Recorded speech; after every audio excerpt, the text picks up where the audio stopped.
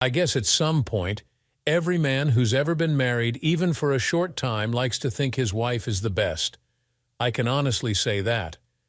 However, for 28 years I was married to Emily, and yes, she was truly the best wife a man could ever want.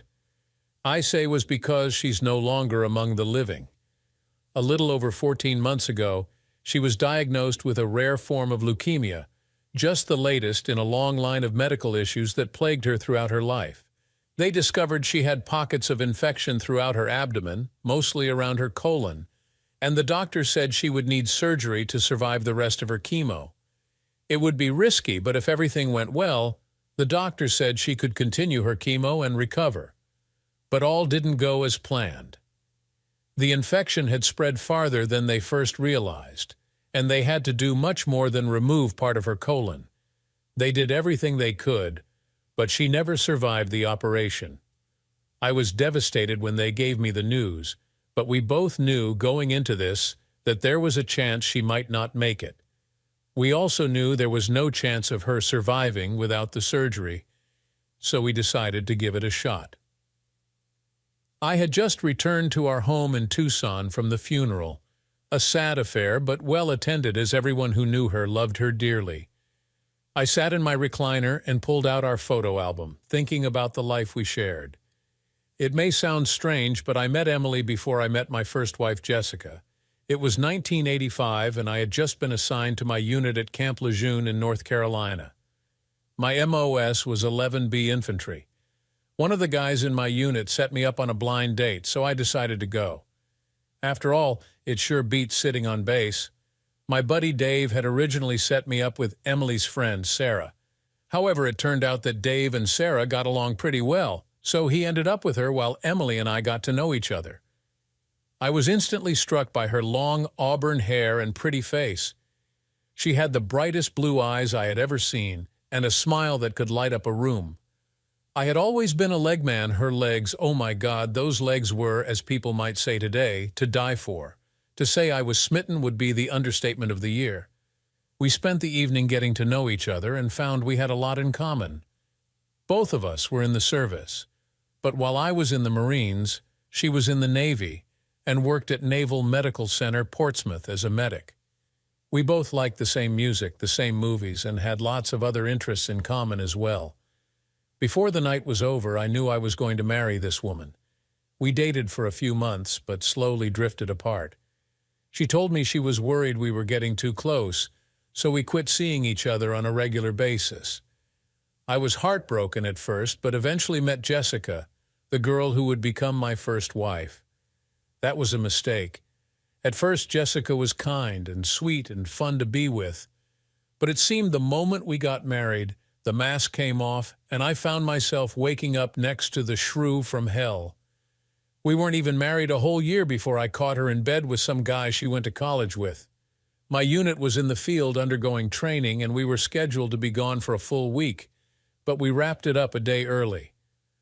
I was looking forward to getting home to surprise Jessica, but I was the one who got surprised. I could hear them the instant I walked into the small apartment we shared off base. I went into the bedroom to see some scrawny, long-haired, scraggly-looking loser between her legs, pounding for all he was worth. I was livid and proceeded to kick him all over the apartment before tossing him out the door. Jessica cringed under the covers as I came back into the bedroom for her. "Please, Luke, don't hit me," she begged. I shook my head. I was raised never to hit a woman, and I wasn't about to now, even though I felt like putting my fist through her cheating face. I pulled down a couple of suitcases and tossed them on the bed. "Get out. Just pack your stuff and get the hell out now," I said. She packed her stuff while I grabbed a beer and waited. When she finished, she came out into the living room where I sat. "I'm sorry," she said. I never said a word but pointed at the door. She called her parents and they came to pick her up. Her father was also in the military, and I told him what I walked into. He shook his head. "I'm sorry, Luke. I thought we raised her better than that," he said. They took her away, and I never saw her again, thankfully. The next day, I filed for divorce. I was surprised that she agreed to my terms, and our marriage became yet another statistic. A couple of months after I filed for divorce, my unit was deployed to Iraq, just in time for the spring offensive. I'd like to say I beat them all back with the jawbone of an ox, but I can't. Truth be told, I was the one who got beaten. An enemy bullet tore through my upper left leg, and another hit me in the abdomen. They managed to save my leg, but told me I would be in physical therapy for some time. I also went through several surgeries to fix the damage to my gut. Eventually, I was shipped stateside and ended up at Walter Reed Army Medical Center. A day after I arrived, I woke up to find Emily standing over me. At first, I thought I had died and gone to heaven. I'll never forget her first words to me. "What are you doing in my hospital, Luke?" she asked with a smile. "Is this a ploy to get me to go out with you or something?" she added. "Can't blame a guy for trying," I replied. I looked and saw she had 2 stripes on her uniform, making her a senior airman. "I see you made senior airman," I said. She nodded her head. "Yep, and if I'm not mistaken, that means I outrank you, Corporal," she said. I smiled. "For now," I said. I noticed she didn't have a wedding band, and a big part of me was glad. "So how are things with you? Have you met someone yet?" I asked. "Nope. I guess you kind of ruined me for anyone else," she said with a smile. "Now, Corporal, you need to get your rest. I hear they're going to start your physical therapy before too long. Will I see you again?" I asked. She gave me a sly smile before answering. "You'd better believe it, soldier." "I'm going to be watching you like a hawk," she said. I couldn't help myself and flashed a big grin. That was the best news I had heard in a long time. She looked around for a moment, then lightly kissed me on the cheek. "Take care of yourself. I'll check on you later," she said. She kept her word and came by about the time my dinner was brought into my room. Her shift had just ended, she said, and she wanted to see me before she left for home. We sat and talked as we both picked at the dinner on my tray. After she asked, I told her about my failed marriage to Jessica. She listened in silence, then took my hand in hers. She was a fool and an idiot. "You deserve much better than that," she said. We talked until she was told that visiting hours were over. I stopped her before she left the room. "You know, I thought about you an awful lot over there in the desert," I said. She looked at me for a moment, sadness on her face. "I've thought about you almost nonstop since our last date." "Maybe if I hadn't pushed you away," she began before her eyes filled with tears. Wiping her eyes, she ran out of the room. What was that all about, I wondered. Surely she didn't blame herself for me being wounded. I saw a lot of her over the next 7 months. She came by my room at least twice a day to check up on me, even on the days she was off duty. Many times she would take me outside in a wheelchair so I could enjoy a smoke. We spent hours talking about one thing or another. When she was off duty, she would wear her shorts, knowing how much I enjoyed looking at her legs. As time went on, I knew I was in love with her, and there was no denying it. I could tell she felt the same way, but something was holding her back. I decided to press the issue one day while we were outside. I told her how I felt. Tears filled her eyes as she spoke. "Oh, Luke, I love you too." "Then let's get married," I said. She looked down for a moment before saying anything. "But you don't understand." "Understand what, my love? Is there someone else?" I asked. She shook her head. "No, there never has been." "I don't understand," I said. "I can't have children," she explained. She said she was diagnosed with Turner syndrome, a condition I later learned affects about 1 in 2,500 women born in the United States.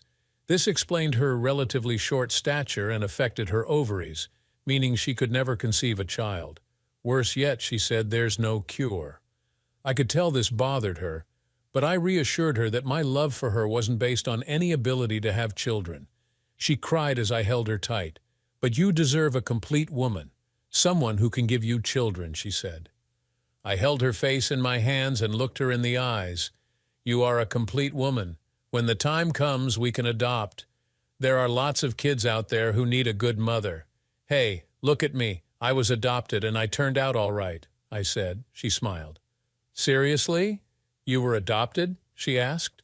"Yeah, my birth parents were killed in a car accident when I was just 6. My aunt and uncle took me in and adopted me as their own." "You mean you'd let us adopt a child?" she asked. Maybe 2 children. Who knows? I said. She smiled as she wrapped her arms around my neck. I love you, Luke Parker.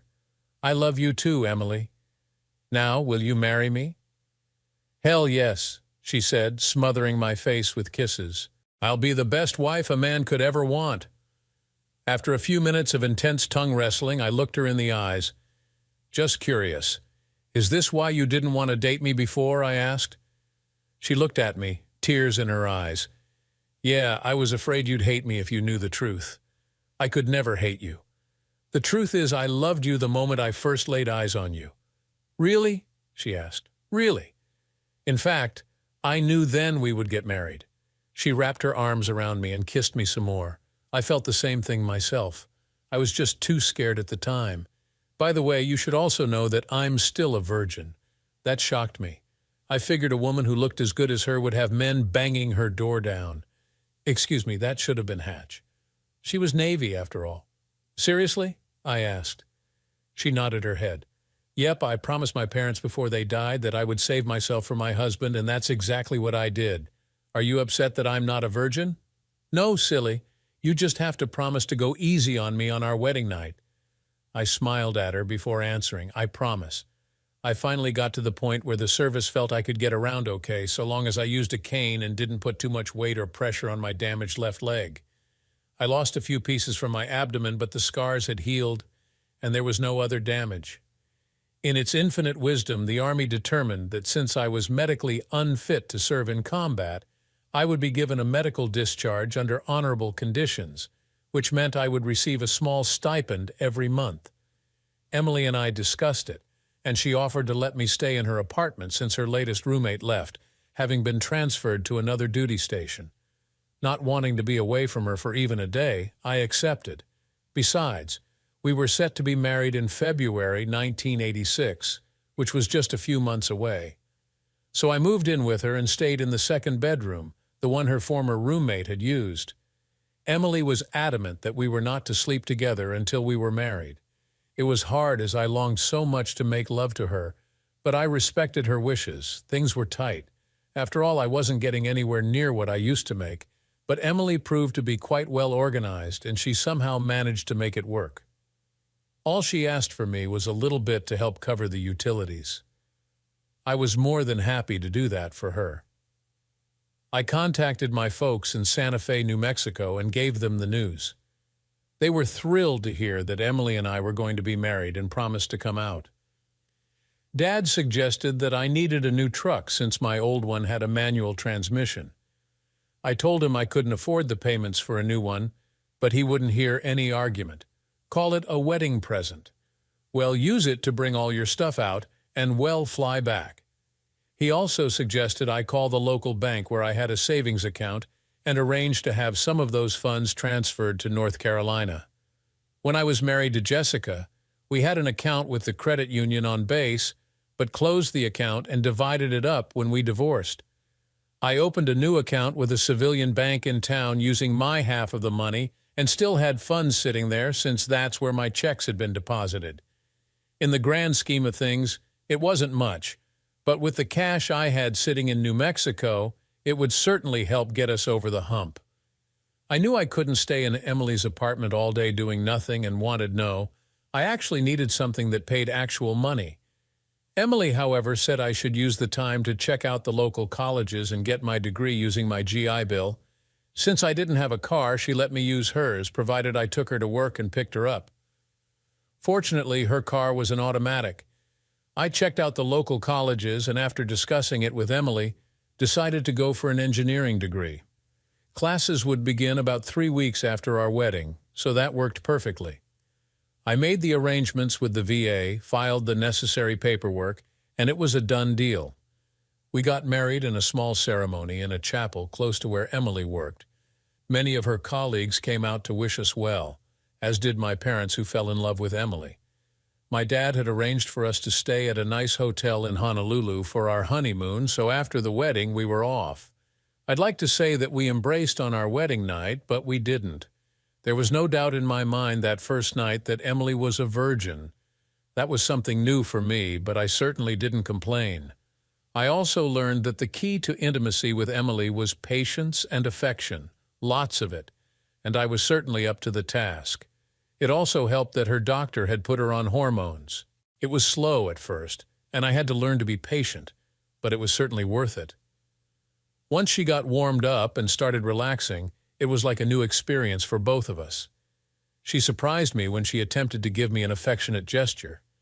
She had never done it before, and it showed. Not that I complained, mind you. What she lacked in experience, she more than made up for in enthusiasm. She promised that she would get better at it, and did she ever? Emily discovered, much to my delight, that she preferred to be in control. That way she could manage the pace. I enjoyed it for several reasons. The first being that my left leg was still a bit weak and couldn't take much weight for any length of time. We enjoyed our time in Hawaii and came back happy and ready to start our new lives together.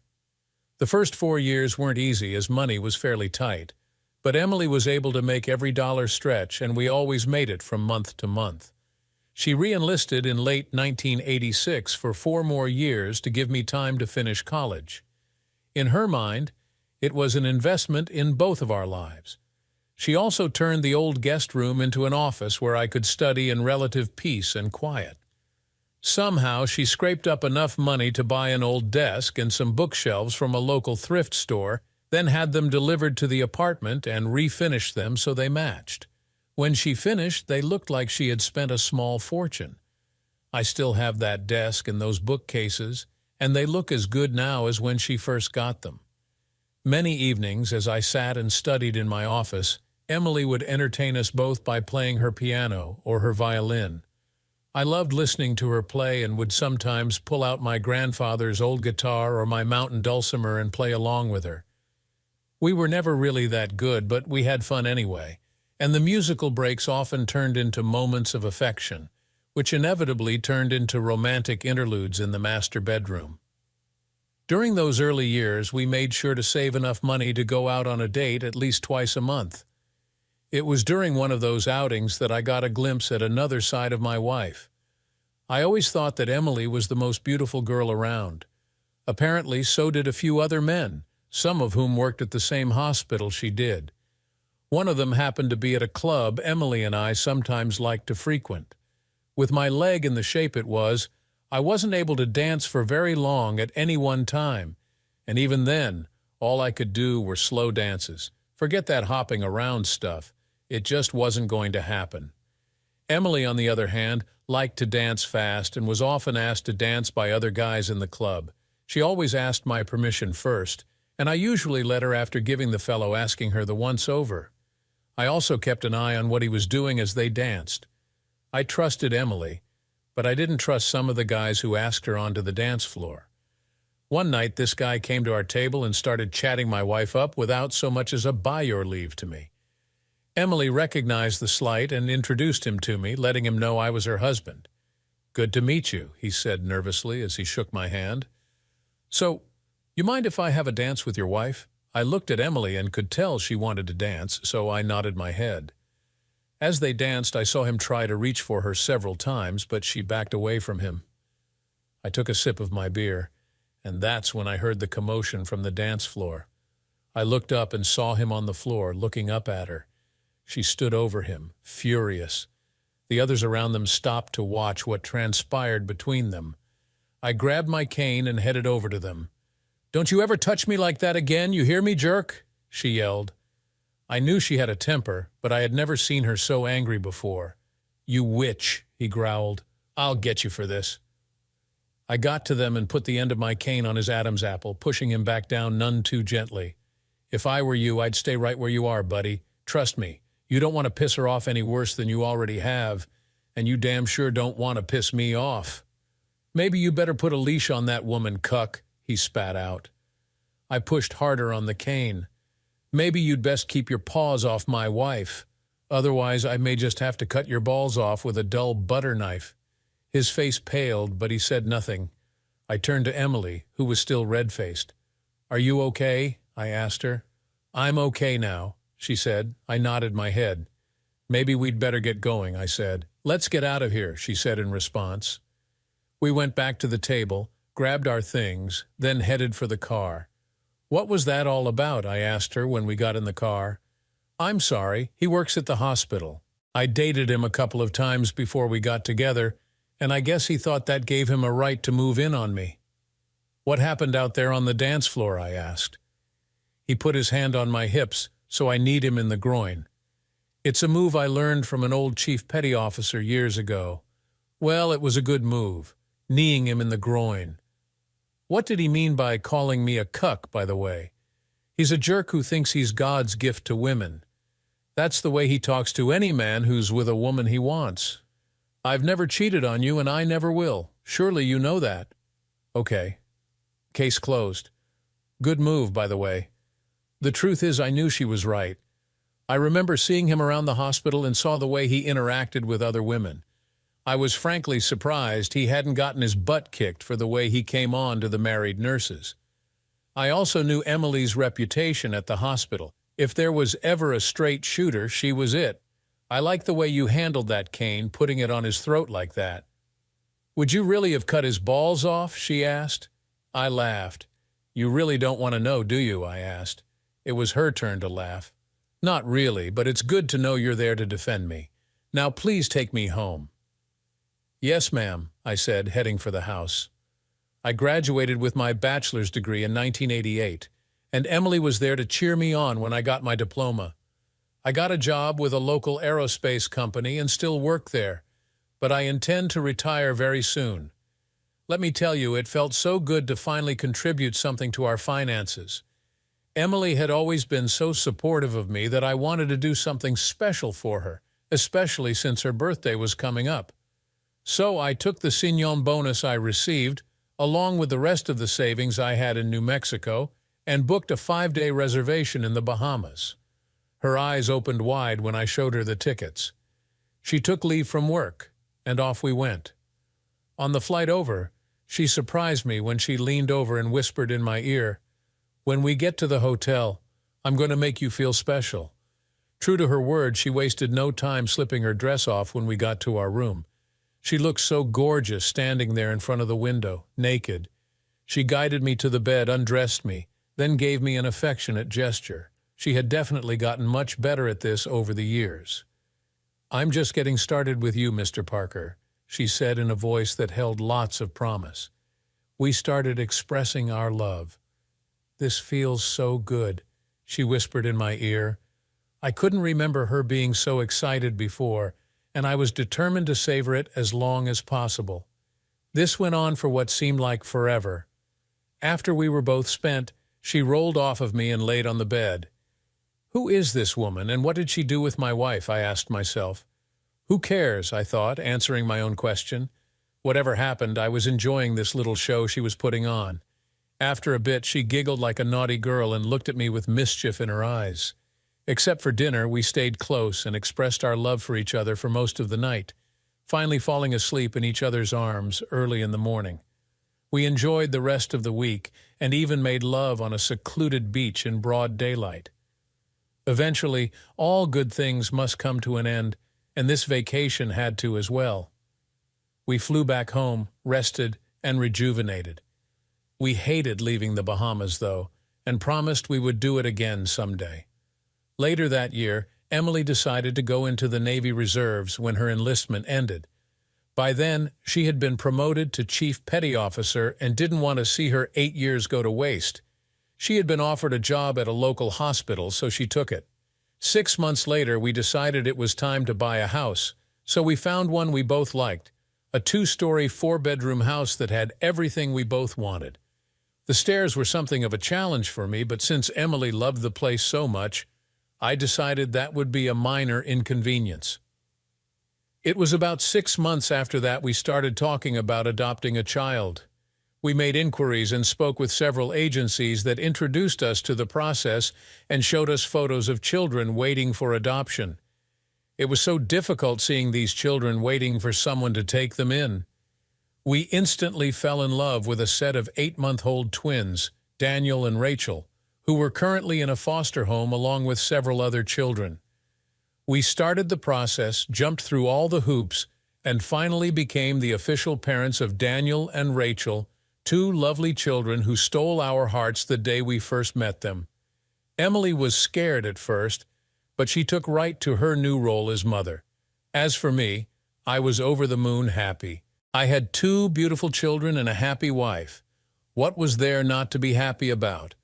Oh, sure, we had to adjust our lives to accommodate the children, but then again, so does every new parent.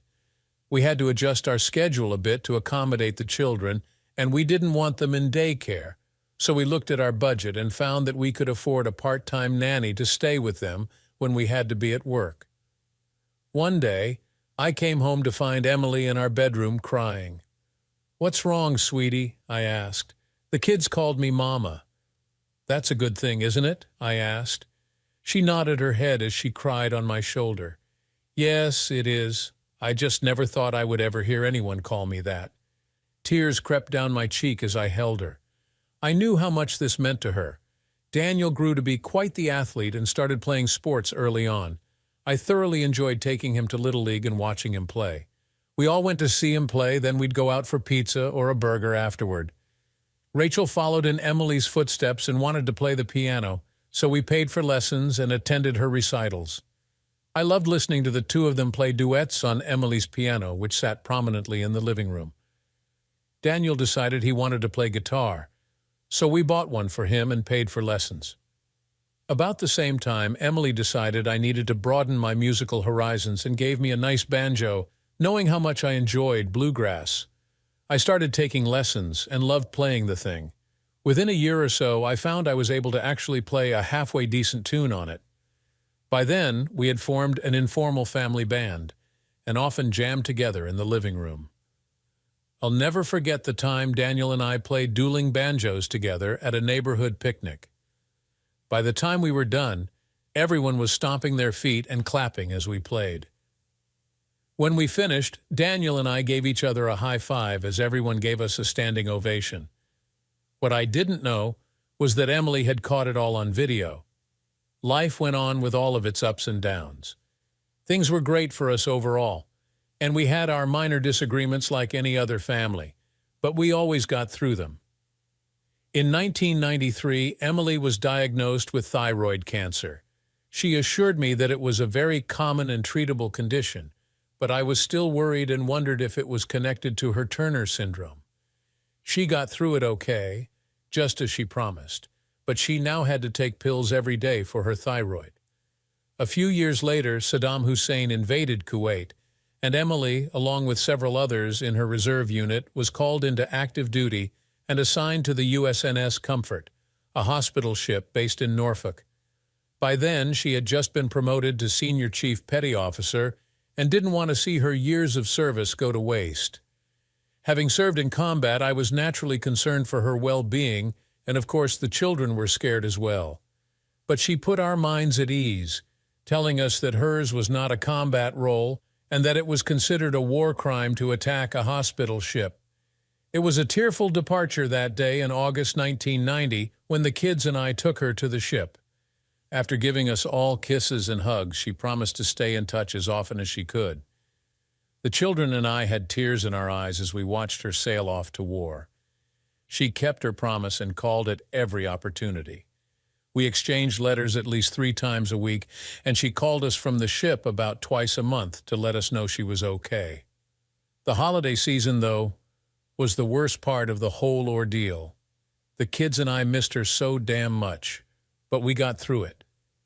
She called on Thanksgiving and Christmas, and the kids and I even played a Christmas song for her as she listened, but it just wasn't the same without her there. We finally got word in the middle of March 1991 that the ship would be leaving the area of operations and would return to Norfolk in April. We all jumped for joy at the news. When the time came, the kids and I drove to Norfolk to pick her up. We smothered her with hugs and kisses when she got off the ship, and I could tell she was happy to be back home. I don't know if the kids noticed, but I saw something different about her. Having been through combat, I thought that maybe she was just experiencing a bit of fatigue from what she had experienced. But after a couple of weeks, I knew there was something else going on. She seemed to be tired all the time and struggled just to get through the day. Little tasks wiped her out, and I found her catching her breath more than once. I finally convinced her to see a doctor and took the day off to be with her. After examining her, the doctor recommended she see a cardiologist.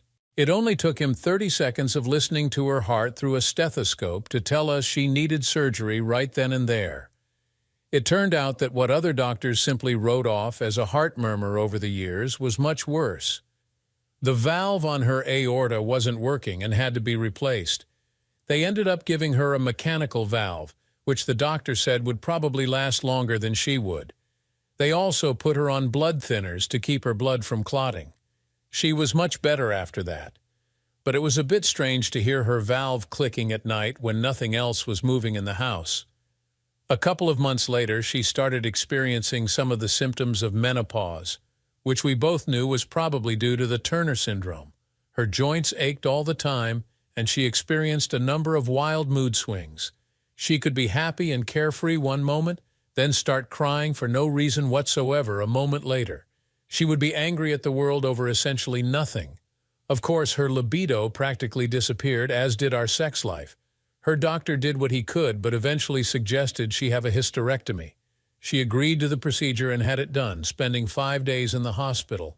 She improved considerably afterward, but things were never quite the same. Our love for each other never decreased, but our sex life basically disappeared.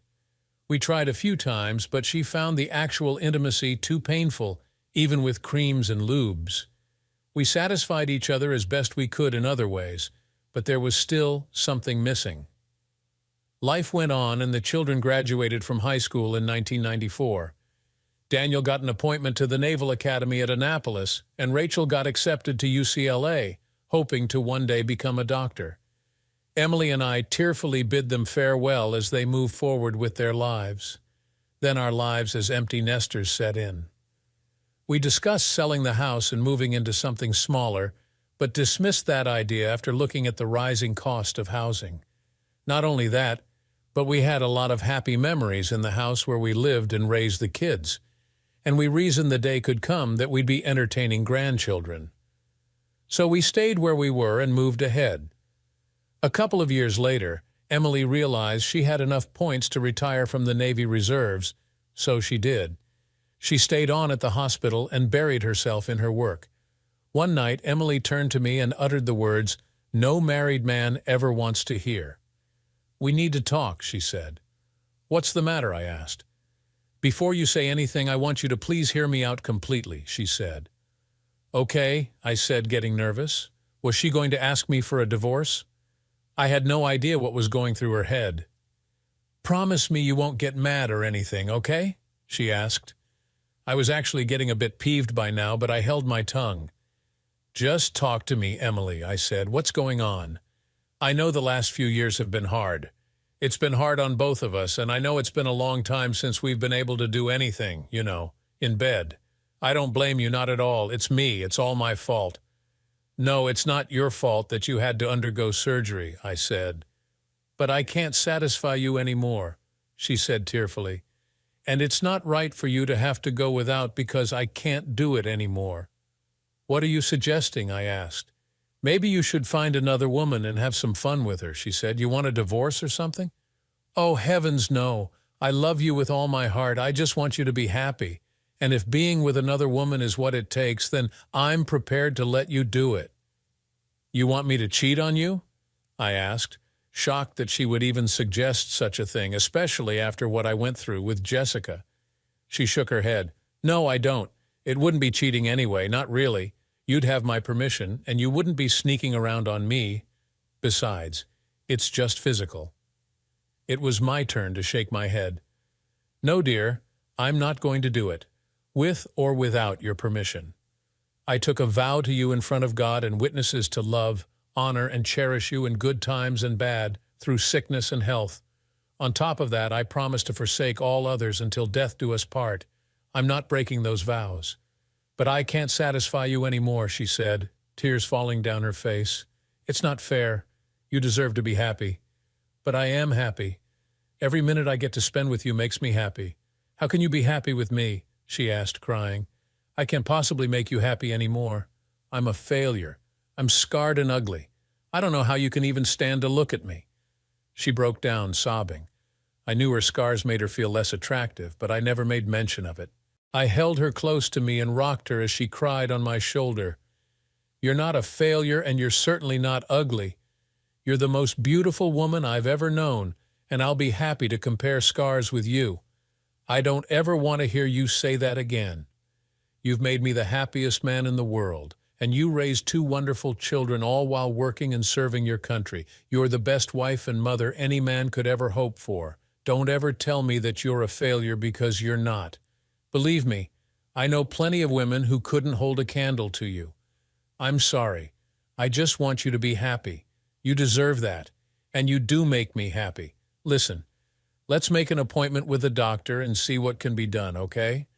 I don't want to see another doctor, and I'm tired of taking pills. I can relate to that. I understand, but it won't hurt to find out. Please call the doctor tomorrow and make the appointment. Promise me." She nodded her head. "Okay, I will." She called the next day and made an appointment for later that week. I took a comp day off and went with her. The doctor and I both listened as she explained what was going on.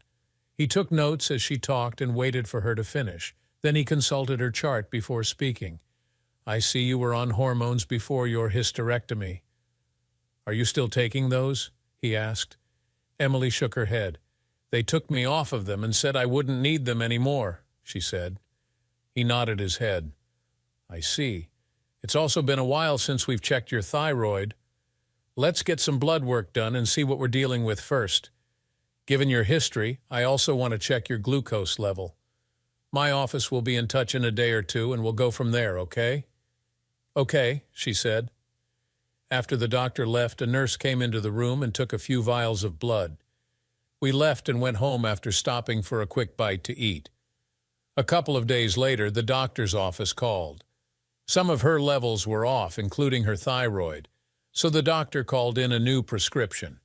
He also found her glucose levels were elevated and determined that she was diabetic, but not so bad that she required medication.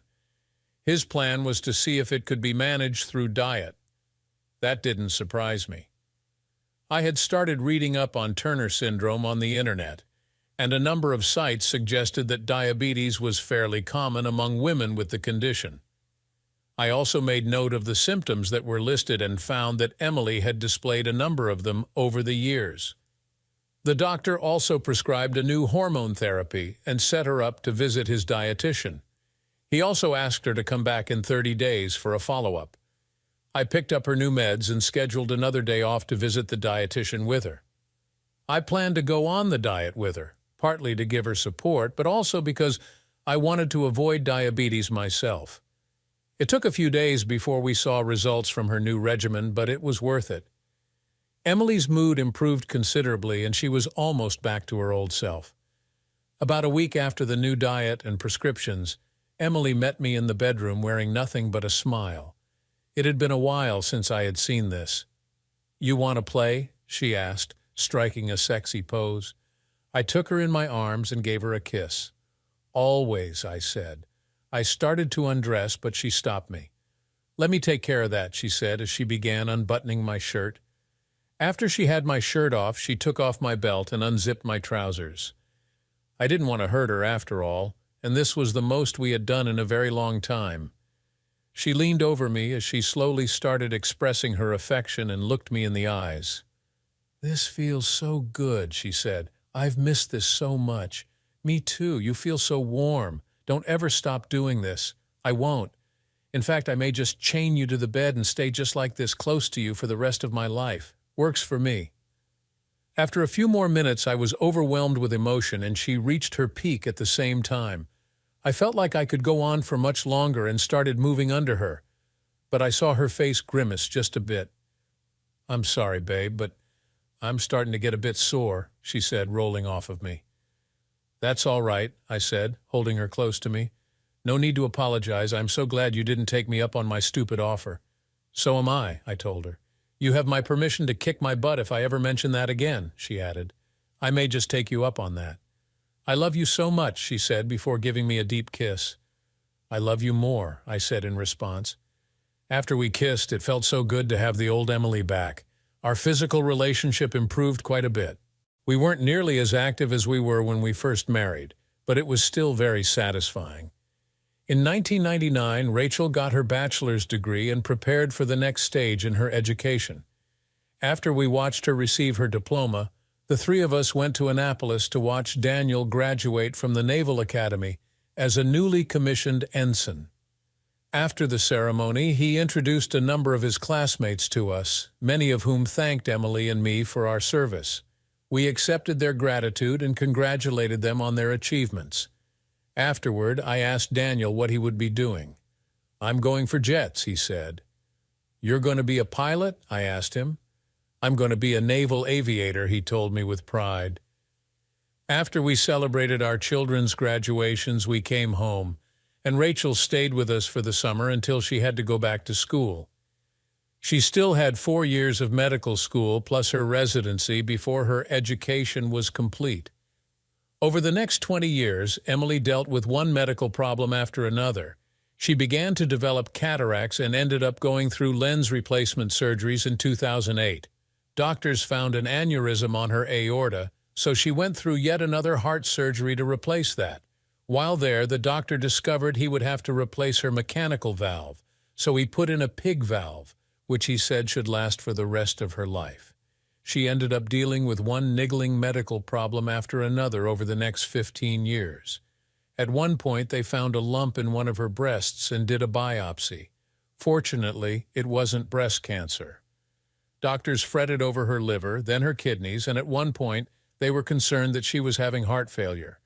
Thankfully, we had good insurance that covered all this stuff. Otherwise, we would have been bankrupt. I remember reading that a lot of this could possibly be traced to her Turner syndrome, which from what I saw could decrease her life by as much as 13 years. At this point, I was grateful that she was still alive, and I savored every minute with her I could. By that time, I really wasn't all that concerned about physical intimacy or lack thereof. Just having her in my arms was good enough. She finally retired from the hospital and spent a few quiet years at home. By that time, both of the children had married. Daniel had just been promoted to commander and was in charge of a fighter squadron assigned to an aircraft carrier.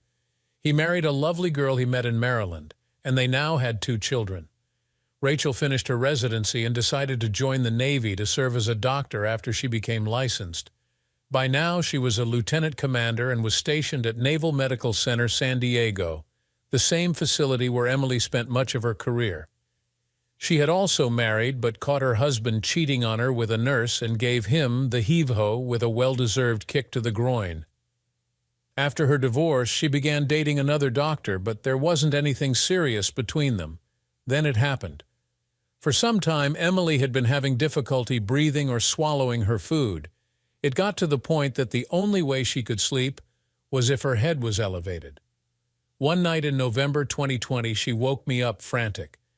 I could tell she was having a hard time breathing and tried to get her to calm down. Nothing worked, and I could tell that she was truly suffering, so I called 911. The ambulance was there in short order, and they took her to the emergency room. I followed behind and ran in as they wheeled her into the exam room. They checked her out as I took care of the paperwork. I had been through this many times, so I felt like an old hand at this by now. After waiting for what seemed like forever, a doctor came out to inform me that they had found a mass in the back of her throat that prevented her from breathing properly. They took a sample of the mass to determine what it was and had her on a machine that would allow her to breathe. I asked if I could see her, but they said she was sedated at the moment, so I waited and waited and waited some more. I drank 1 cup of bad coffee after another as I sat waiting for someone to tell me something. I drank so much coffee I had to use the head several times. I even dozed off for a while as I waited for them to tell me what was going on. Eventually, the doctor came out and pulled me into a small conference room where we could speak in private. That's when he informed me that the mass appeared to be cancerous, and they were prepping her for emergency surgery to remove the mass so she could breathe. He also informed me they were still analyzing it to determine whether or not the tumor was malignant.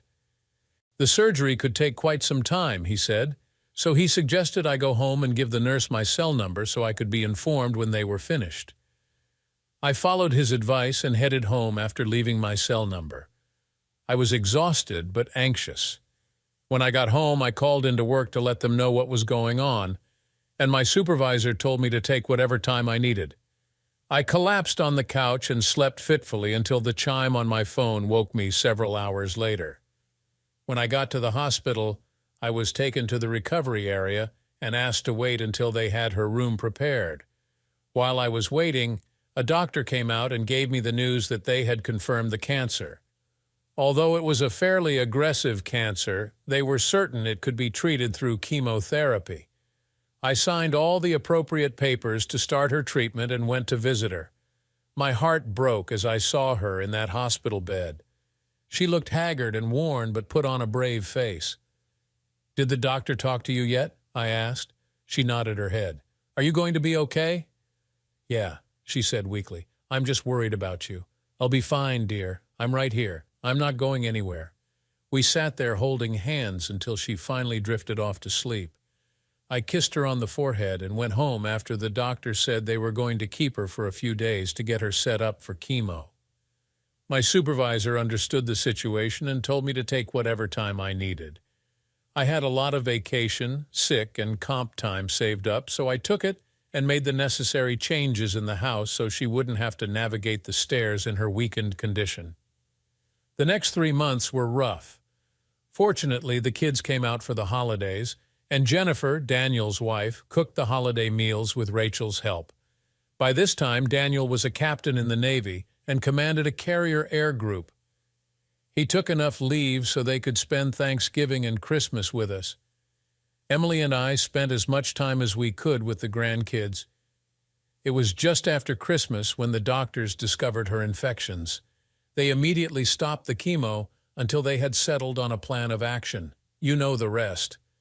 The children were an absolute godsend. They helped me arrange the funeral and deal with Emily's final arrangements. We all cried on each other's shoulders during this time. It was 2 months after the funeral when I finally decided to tackle the last of Emily's things.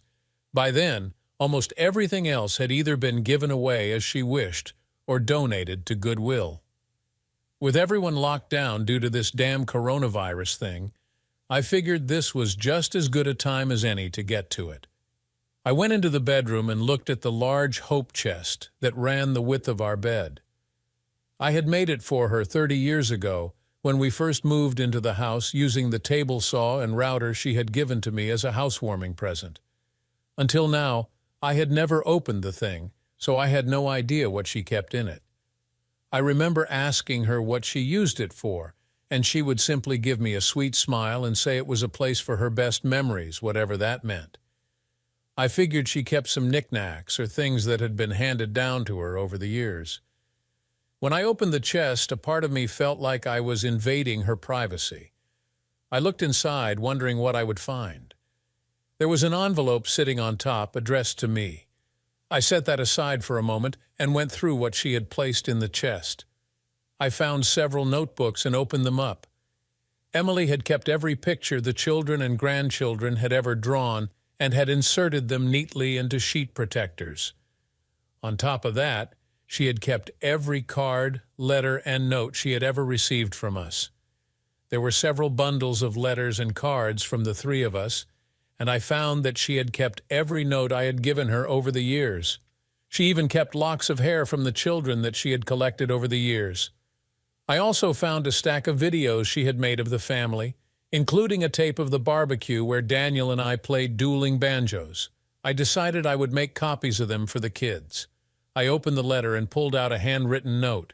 I could tell this was fairly recent as her handwriting wasn't as neat as it used to be. "My darling Luke," it began, "I don't know if I'm going to survive this operation or not, so I wanted to get this off my chest while I still can. Over the last 30 years, you have made me the happiest woman on earth, and I only hope and pray that I have made you happy as well. Please don't cry for me. I've made my peace with God, and I'm prepared to meet my Maker with a clear conscience. In the 30 years we've been together, you're the only man I have ever been with, and I know you've been faithful as well. I also know that you still have needs, So please find someone who will make you happy in your old age. Just promise that you'll remember me from time to time, okay? He'll be here in heaven waiting for the day when we're reunited forever. Your loving wife, Emily, the note said in conclusion.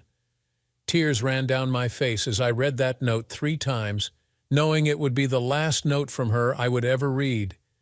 I put the note back in the envelope and replaced it in the chest along with her memories. I closed the chest and decided to keep it closed and locked from that time forward. I looked up at the ceiling, wondering if she could see me.